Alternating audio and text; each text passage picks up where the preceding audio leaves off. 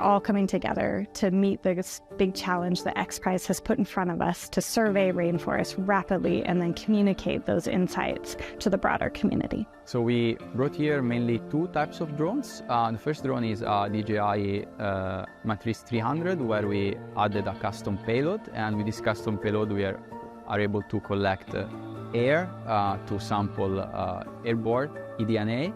And the second payload is a probe that we can lower inside the canopy in order to collect surface eDNA by swabbing the vegetation that we encounter when the probe moves up and down into the canopy.